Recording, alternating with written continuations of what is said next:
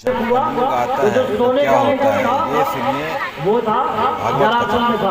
अब जरासंध के वंश के लोगों ने, उनके पुत्रों ने मांगा कि हमारे पिताजी का मुकुट दे दो।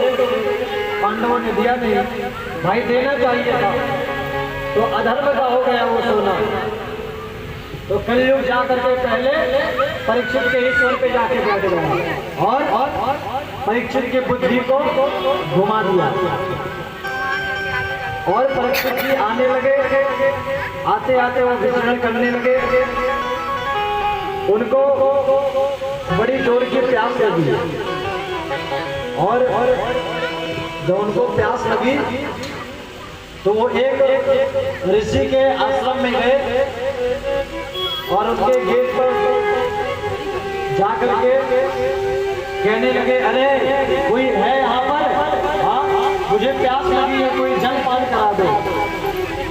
बहुत देर तक परीक्षित जी ने बुलाया, लेकिन जो वो ऋषि का आश्रम था, वो ऋषि तपस्या में बैठे हुए थे। और जब अंदर जाकर के घुस गए परीक्षित जी, अंदर जाके उन्होंने देखा कि संत भगवान तपस्या कर रहे हैं, लेकिन कलयुग उनके सर पे बैठ चुका था। वो इस बात को समझ नहीं पाए और परीक्षित जी ने कह दिया, अरे पाखंडी संत राजा को देख करके बस समाधि लगा करके बैठा है कि राजा की सेवा न करनी पड़े। हाँ, वहीं पर एक सांप पड़ा हुआ था, मरा हुआ। वो सांप को उठा करके उन ऋषि के गले में डाल दिया, लेकिन संत तो सही में तपस्या कर रहे थे। हाँ, और जब ये दृश्य उन्होंने कर दिया, महाराज समीप ऋषि का अपमान कर दिया, उनके गले में डाल दिया मरा हुआ सांप।